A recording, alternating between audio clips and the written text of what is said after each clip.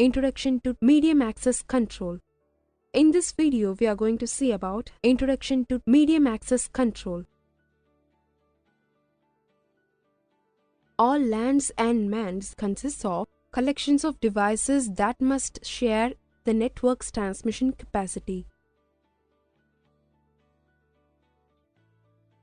Some means of controlling access to the transmission medium is needed to provide an orderly and efficient use of that capacity. This is the function of a medium access control, that is MAC protocol.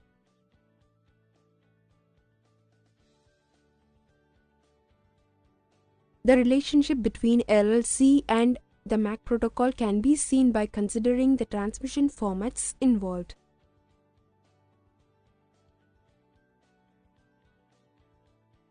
User data are passed down to the LLC layer, which prepares a link level frame known as an LLC Protocol Data Unit, that is PDU. This PDU is then passed down to the MAC layer, where it is enclosed in a MAC frame.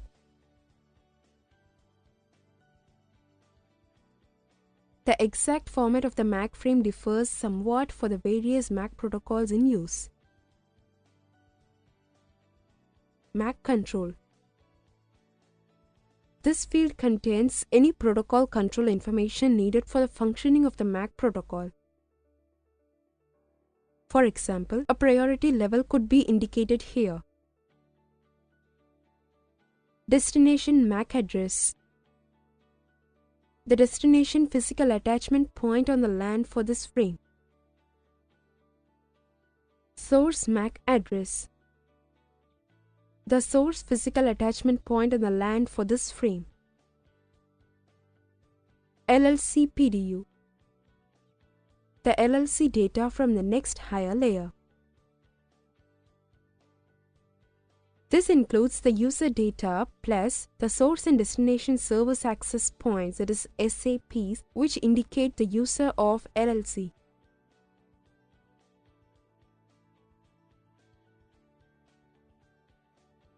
CRC. The cyclic redundancy check field, also known as the frame check sequence, that is FCS field. This is an error detecting code such as is used in other data link control protocols. The CRC is calculated based on the bits in the entire frame. The sender calculates the CRC and adds it to the frame. The receiver performs the same calculation on the incoming frame and compares that calculation to the CRC field in that incoming frame. If the two values don't match, then one or more bits have been accidentally altered in transit. In most data link control protocols, the data link protocol entity is responsible not only for detecting errors using the CRC, but for recovering from those errors by retransmitting the damaged frames.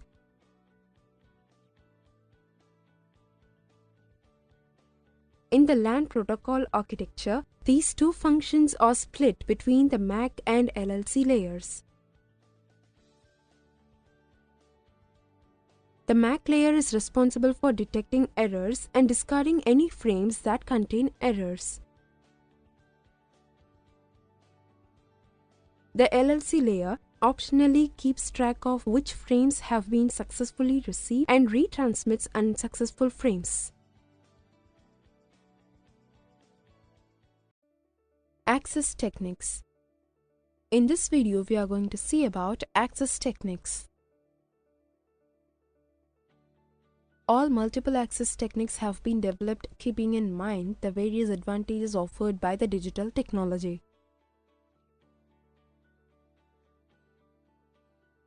Digital technology has now been adopted as de facto standard for all the public telephone system backbone, which efficiently switches the different calls originating in analog form to different destination. 。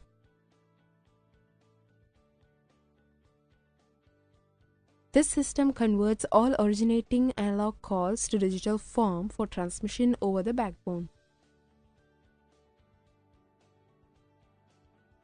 The advantages of digital signaling may be looked into: increased economical bandwidth, easy integration with personal communication systems, that is PCS devices, superior quality of voice transmission over long distances, better security and privacy, tower average transmitter power, compact and less costly receivers and transmitters over analog transmission.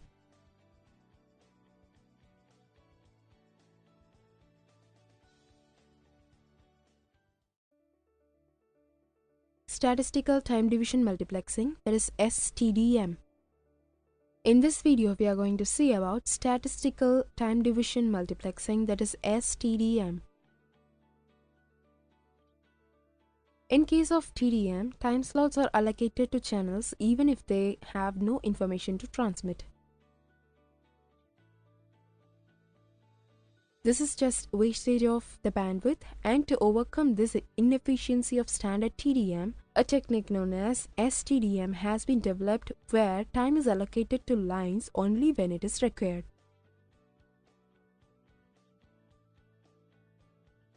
This is achieved with the use of intelligent devices that are capable of identifying when a terminal is idle. Because of the intelligent device statically compensates for normal idle time, more lines can be connected to the transmission medium. During the peak traffic period, a buffer memory temporarily stores the data, so high-speed line time can be effectively utilized with active channels.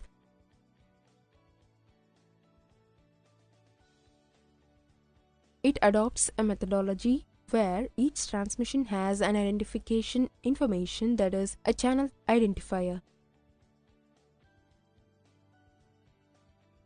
This increases the overheads, which are handled by grouping a number of characters for each channel together for transmission. It is also referred to as intelligent TDM. The additional services such as data compression, line priority, mixed speed lines, host ports sharing, network port control, automatic speed detection, etc. are available with STDM techniques.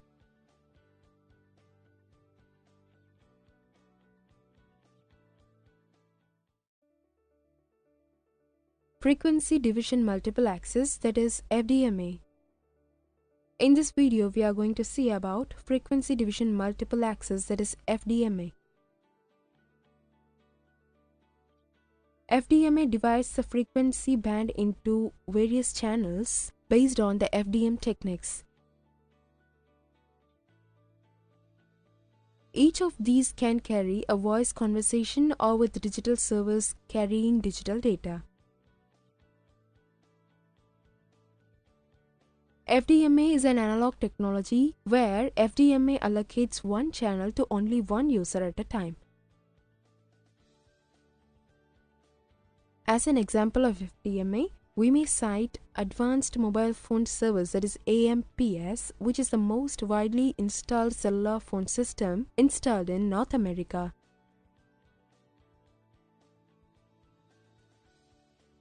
The major disadvantage of FDMA is wasteful of bandwidth because the allocated bandwidth to each channel is wasteful in case of idle condition. Moreover, it cannot handle alternate forms of data, only voice transmissions.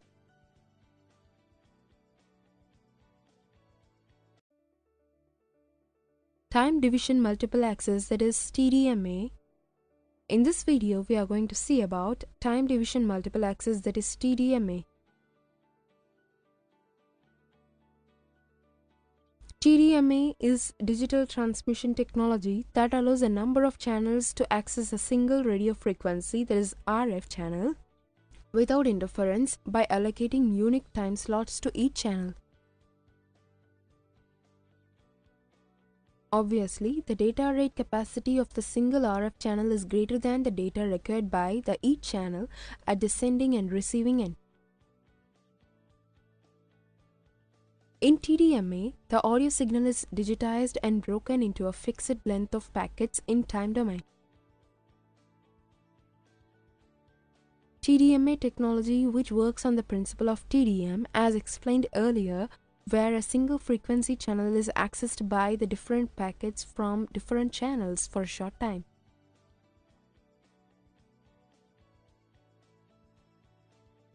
This technique makes the bandwidth utilization at the maximum efficiency.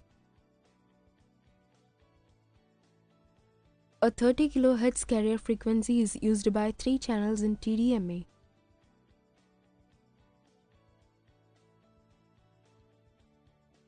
Some popular examples of TDMA are the European Digital Standard, GSM, and the Japanese Digital Standard, Personal Digital Cellular, that is PDC.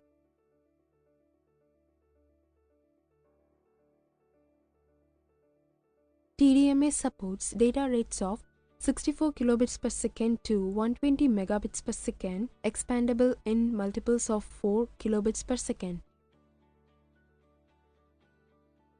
Like FDMA, TDMA has also wastage of bandwidth in case of time slot allocated to a user is not being effective during the idle condition.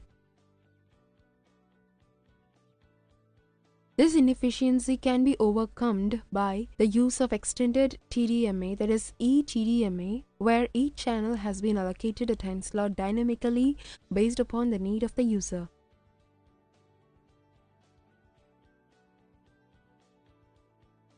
The advantages of TDMA may be counted from increasing the efficiency of transmission to easy adaptation for both the transmission of data as well as voice communication.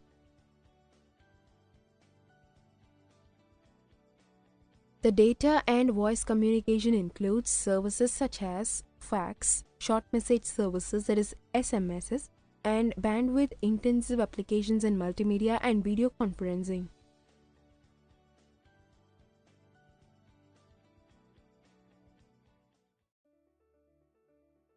Spread spectrum techniques and CDMA. In this video, we are going to see about spread spectrum techniques and CDMA.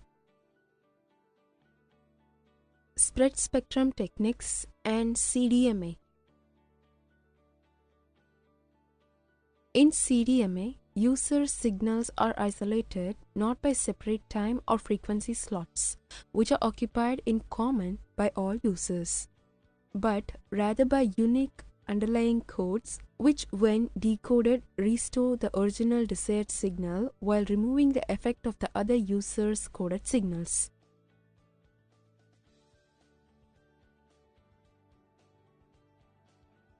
Therefore, CDMA enables multiple channels to be independently coded for transmission over a single wideband channel. Spread spectrum technique. The communication systems based on the above concept are basically spread spectrum systems, where the frequency spectrum of a signal is spread using a code with that signal.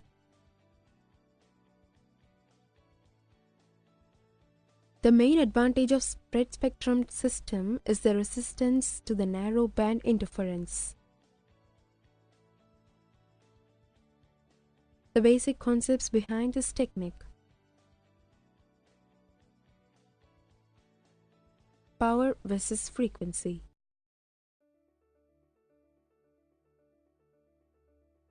A narrow band signal after spreading and thus represents a broadband signal after conversion from narrowband signal.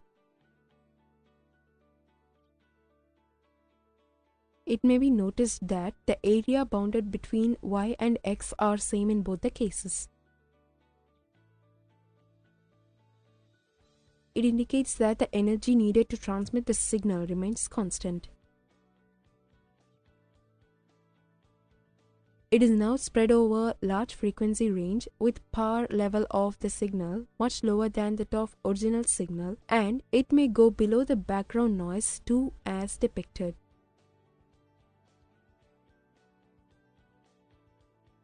This feature makes it secure from detecting by unwanted person. The unwanted person will treat it as noise only. The addition of narrowband and broadband interference because of transmission. At the receiving end, the receiver spreads the narrowband and broadband interference as depicted and to recover the transmitted signal. The situation with 6 different channels. A clear-cut gauge space has been provided for the obvious reason between each FDM channels.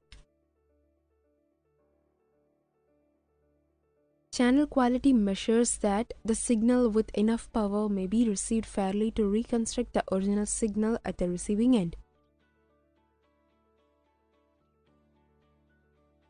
We may consider channel 1 and 4 from left as the bad channels insufficient strength.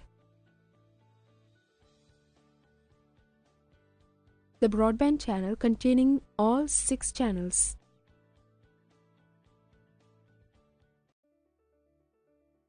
Direct sequence spread spectrum, that is DSSS. In this video, we are going to see about direct sequence spread spectrum, that is DSSS. In direct sequence spread spectrum, that is DSSS, each data bit is represented by multiple bits in the transmitted signal. The original signal therefore spreads across a wider frequency band in proportion to the number of bits used to represent one data bit. The data bits are exclusive odd with a spreading sequence which is a pseudo-random binary sequence, that is PRBS.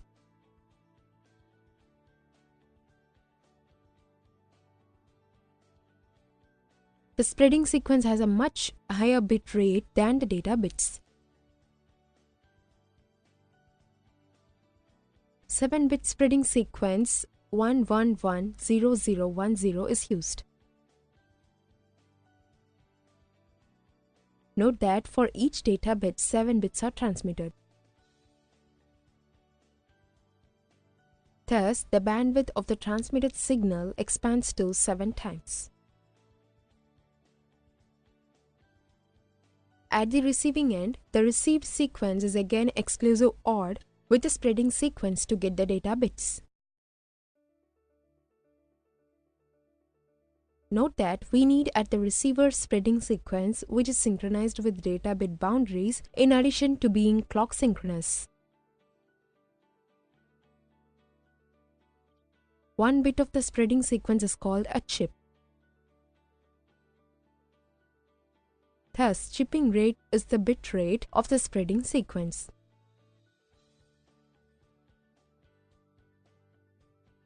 The ratio of chipping rate and data rate expressed in decibels is referred to as processing gain.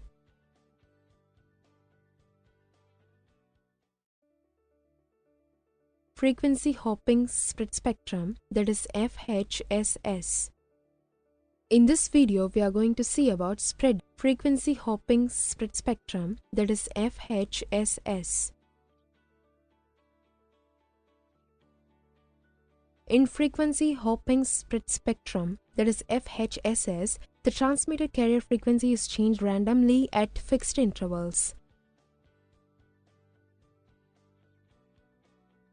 The message signal modulates the carrier, which is at F1 to start with. After a fixed interval Tc, the carrier frequency changes to hand F7, then to F5, and so on. The receiver is synchronized to the transmitter. It picks up the transmitted carrier frequency to retrieve the information signal by demodulating it.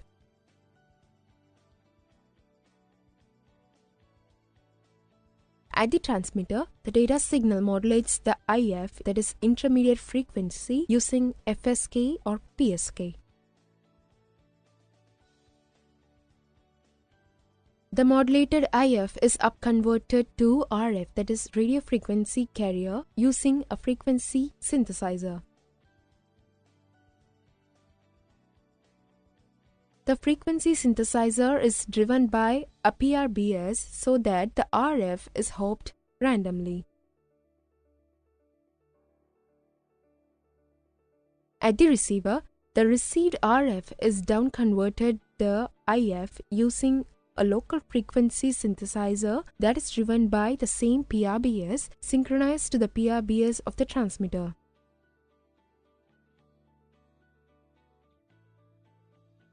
The IF is demodulated to get back the data signal.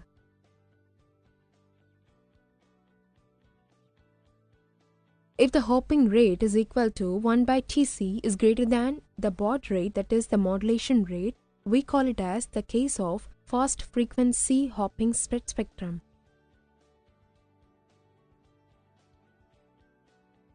If the hopping rate is less than the baud rate, we refer it to as the case of slow frequency hopping spread spectrum. The two-state FSK modulation is used, thus each symbol contains one bit. The higher frequency represents binary 1 and the lower frequency represents binary 0.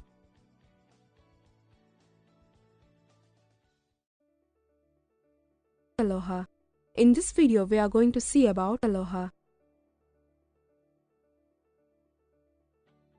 The basic idea of an Aloha system is simple, lets the users to transmit whenever they have data to be sent. There will be collisions, of course, and the colliding frames will be damaged. However, due to the feedback property of broadcasting, a sender can always find out whether its frame was destroyed by listening to the channel the same way other users do.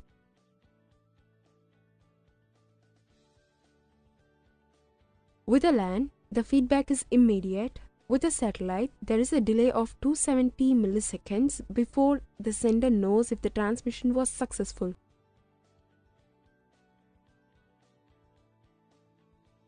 If listening while transmitting is not possible for some reasons, acknowledgements are needed. If the frame was destroyed, the sender just waits a random amount of time and sends it again.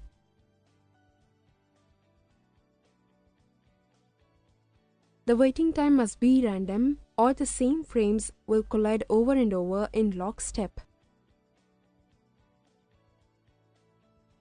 Systems in which multiple users share a common channel in a way that can lead to conflicts are widely known as contention systems. We have made the frames all the same length because the throughput of Aloha systems is maximized by having a uniform frame size rather than by allowing variable length frames. Whenever two frames try to occupy the channel at the same time, there will be a collision and both will be garbled. The checksum cannot and should not distinguish between a total loss and a near miss. Let the frame time denote the amount of time needed to transmit the standard fixed length frame, that is, the frame length divided by the bit rate. At this point, we assume that the infinite population of users generates new frames according to a Poisson distribution with mean n frames per frame time.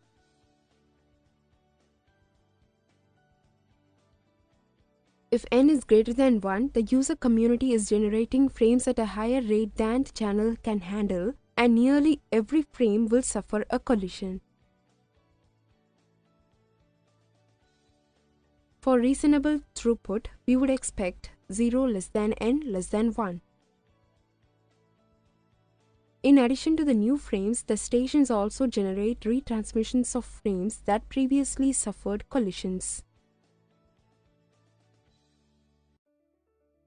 Let us further assume that the probability of k transmission attempts per frame time, old, and new combined is also Poisson with mean G per frame time. Clearly, G is greater than or equal to N.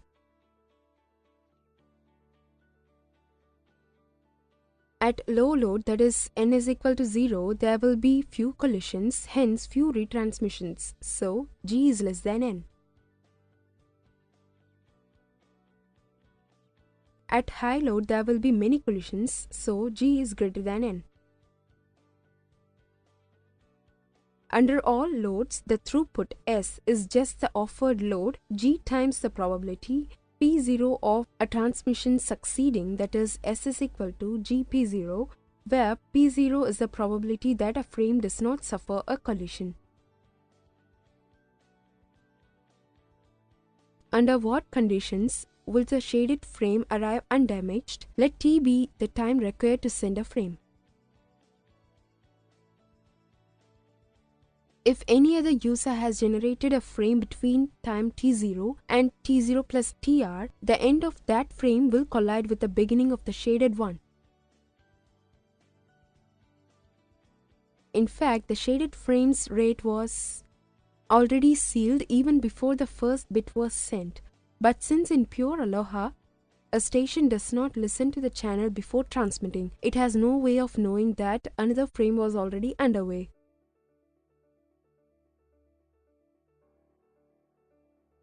Similarly, any other frame started between t0 plus t and t0 plus 2t will bump into the end of the shaded frame. The probability that k frames are generated during a given frame time is given by the Poisson distribution. Equation PR of k is equal to g power k into e power minus g by k factorial. So the probability of 0 frames is just e power minus g. The probability of no other traffic being initiated during the entire vulnerable period is thus given by P0 is equal to e power minus 2g. Using S is equal to gp0, we get S is equal to g e power minus 2g.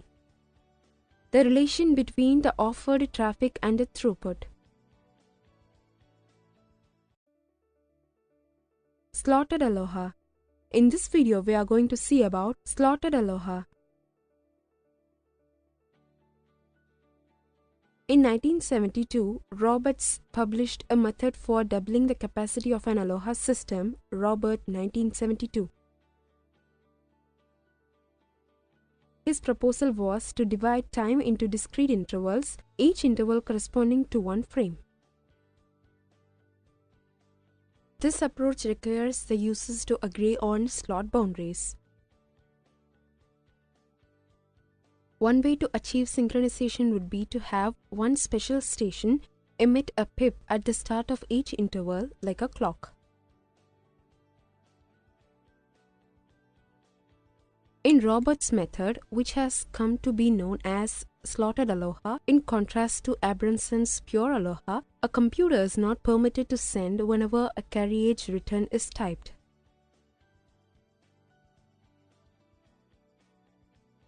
Instead, it is required to wait for the beginning of the next slot. Thus, the continuous pure Aloha is turned into a discrete one. Since the vulnerable period is now halved, the probability of no other traffic during the same slot as our test frame is e power minus g. Equation S is equal to g into e power minus g. Slotted Aloha peaks at g is equal to 1 with a throughput of S is equal to 1 by e, or about 0.368 twice that of pure Aloha. Pk is equal to e power minus g into 1 minus e power minus g into k minus 1. The expected number of transmissions E per carriage return typed is then E is equal to summation k is equal to 1 to infinity k into pk is equal to summation k is equal to 1 to infinity k into e power minus g into 1 minus e power minus g into k minus 1 is equal to e power g. As a result of the exponential dependence of E upon G, small increase in the channel load can drastically reduce its performance.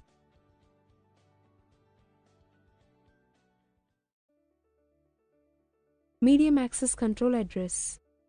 In this video, we are going to see about medium access control address. A medium access control address, that is MAC address, also called physical address, is a unique identifier assigned to network interfaces for communications on the physical network segment.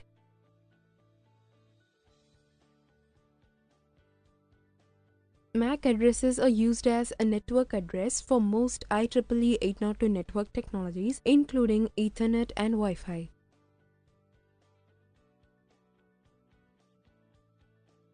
Logically, MAC addresses are used in the Media Access Control Protocol sublayer of the OSI reference model.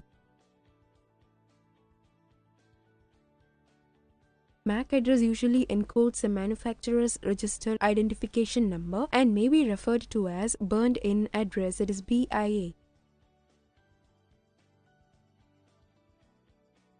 It may also be known as an Ethernet hardware address, that is EHA, hardware address or physical address. This can be address details. The original IEEE 802 MAC address comes from the Ethernet addressing scheme.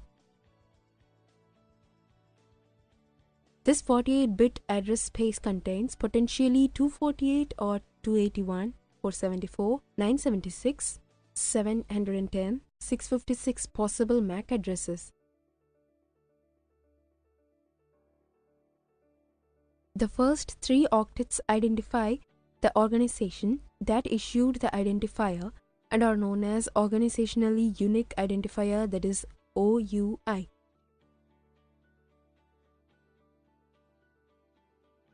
If the least significant bit of the most significant octet of an address is set to 0, the frame is meant to reach only one receiving an IC. This type of transmission is called unicast.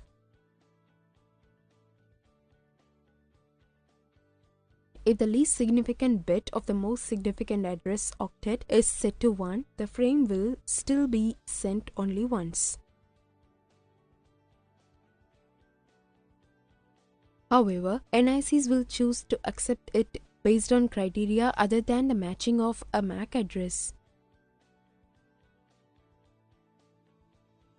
For example, based on a configurable list of accepted multicast MAC addresses, this is called multicast addressing.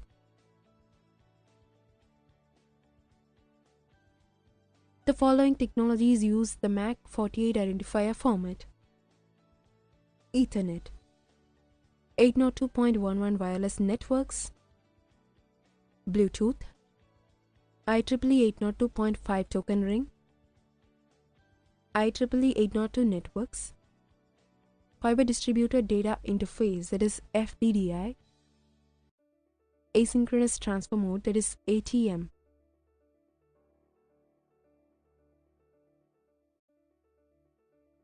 Polling. In this video, we are going to see about polling.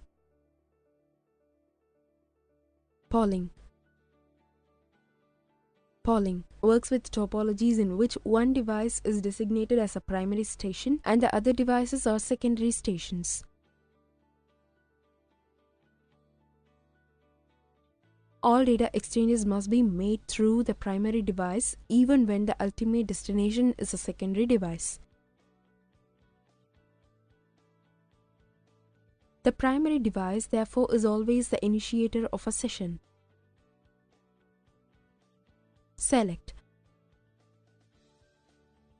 The select mode is used whenever the primary device has something to send. Remember that the primary controls the link. If the primary is neither sending nor receiving data, it knows the link is available. If it has something to send, the primary device sends it.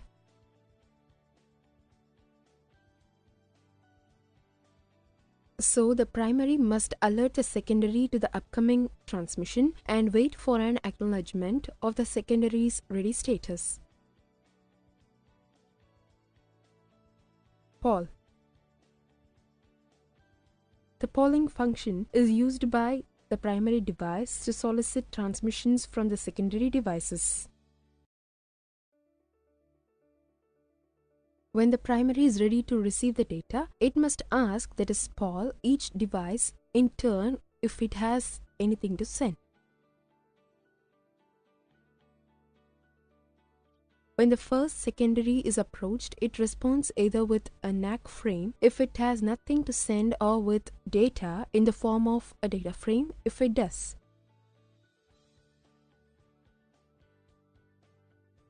If the response is negative, a NAC frame, the primary then polls the next secondary in the same manner until it finds one with data to send. When the response is positive, a data frame, the primary reads the frame and returns an acknowledgement, that is ACK frame, verifying its receipt.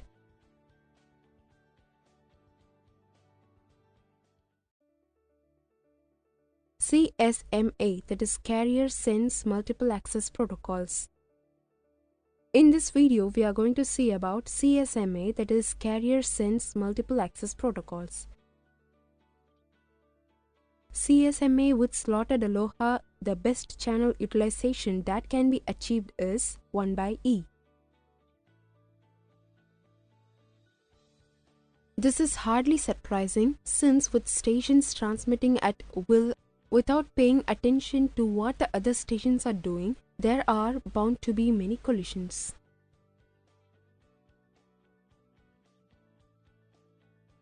In local area networks, however, it is possible for stations to detect what other stations are doing and adapt their behavior accordingly.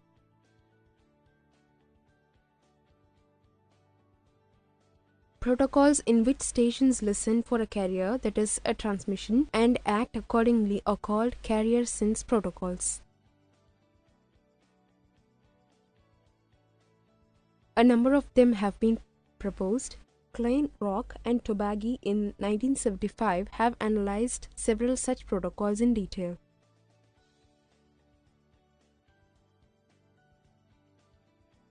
Below, we will mention several versions of the carrier sense protocols. Persistent CSMA, Non-Persistent CSMA, P-Persistent CSMA, CSMA-CA.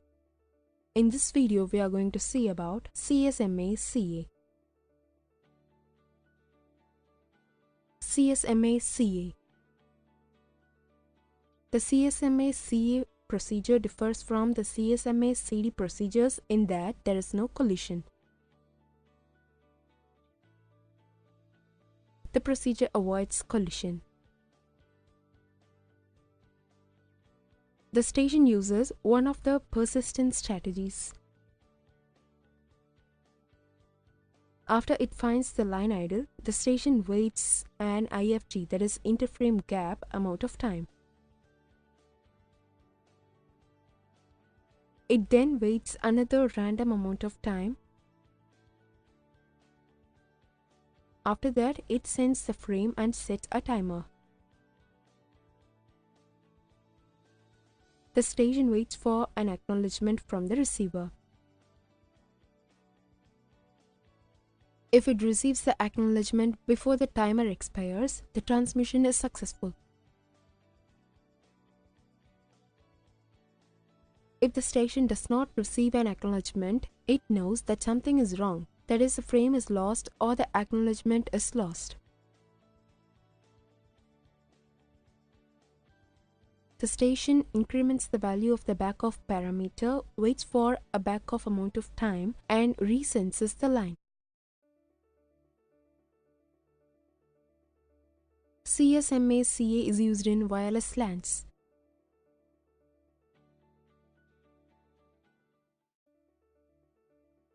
CSMA-CD.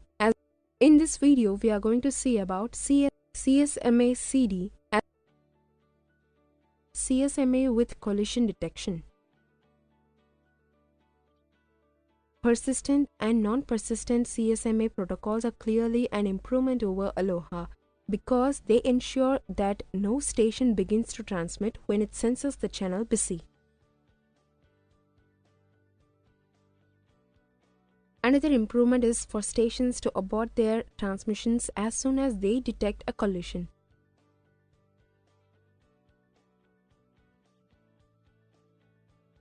In other words, if two stations sense the channel to be idle and begin transmitting simultaneously, they will both detect the collision almost immediately.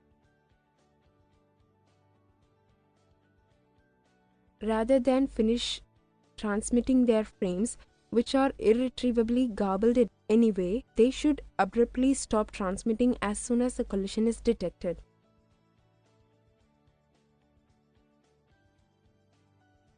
Quickly terminating damaged frames saves time and bandwidth.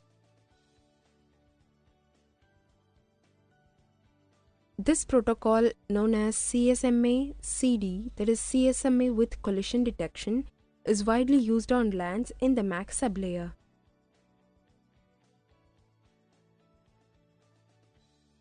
CSMA CD, as well as many other LAN protocols, uses the conceptual model. At the point marked T0, a station has finished transmitting its frame. Any other station having a frame to send may now attempt to do so. If two or more stations decide to transmit simultaneously, there will be a collision. Collisions can be detected by looking at the power or pulse width of the received signal and comparing it to the transmitted signal.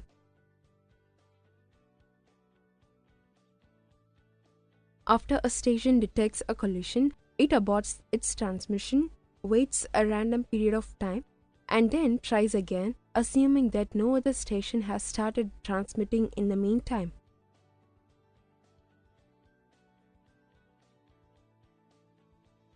Therefore, our model for CSMA CD will consist of alternating contention and transmission periods, with idle periods occurring when all stations are quiet, for example, for lack of work.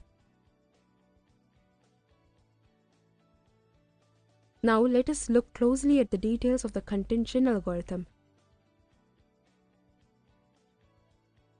Suppose that two stations both begin transmitting at exactly time T0. How long will it take them to realize that there has been a collision? The answer to this question is vital to determining the length of the contention period and hence what the delay and throughput will be.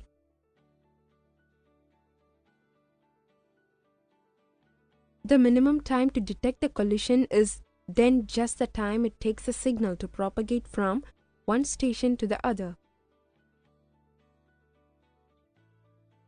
Based on this reasoning, you might think that a station not hearing a collision for a time equal to the full cable propagation time after starting its transmission could be sure it had seized the cable.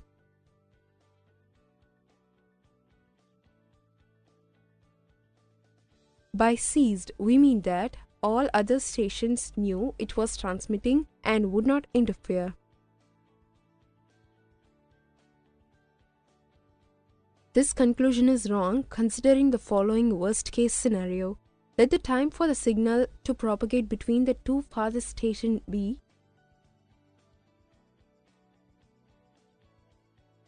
at T0, one station begins transmitting. At an instant before the signal arrives at the most distant station, that station also begins transmitting.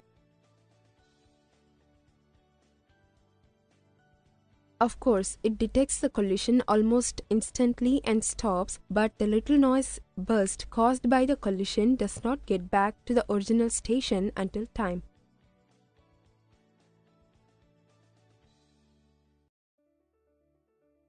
Reservation Aloha.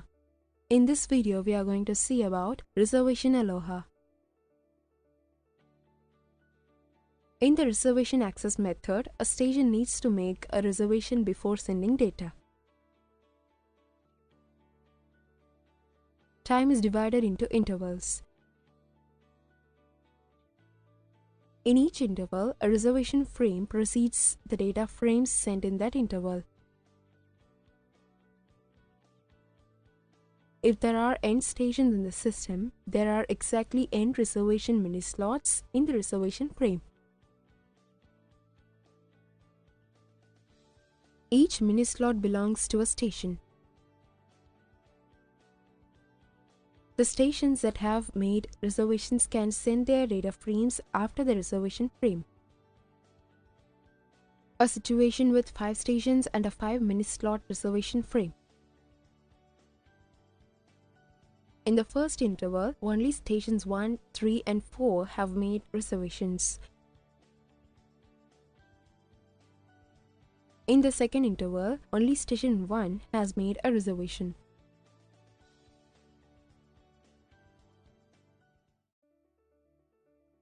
Digital hierarchies, that is SONET, SDH. In this video, we are going to see about digital hierarchies, that is SONET, SDH. Synchronous optical network or synchronous digital hierarchy, that is SONET SDH, is a standard technology for synchronous data transmission on optical media over single-mode fiber optic, allowing manufacturers to build equipment to support full interconnectivity and interoperability.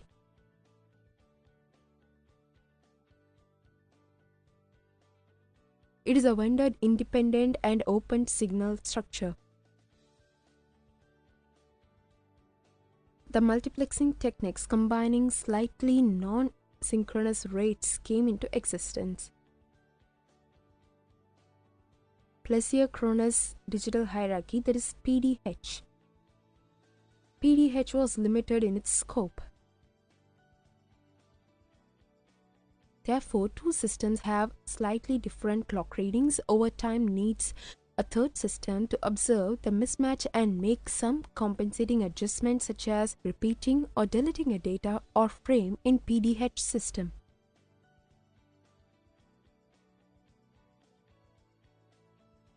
A signal for communication originated from one network to a dissimilar network may have different format and therefore requires multiplexing or demultiplexing, coding or decoding process to convert the signal from one format to another format.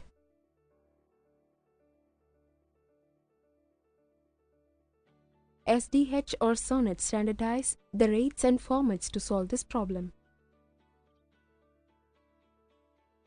SONET and SDH are almost identical standards for the transport of data over optical media between two fixed points.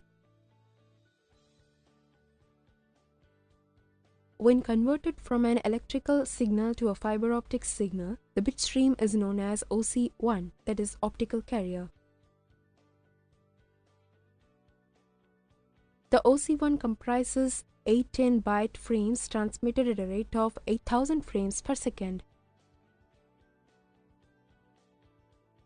The STS consists of two parts. The STS payload carries the data and information, and the STS overhead carries the signaling and protocol information. Standards. There are different synchronous transport modules, that is STM, and rates being used by SOH. The various STM are STM1, STM4, STM16, and STM64 with data rates of 155 Mbps, 622 Mbps, 2.5 Gbps, and 10 Gbps respectively.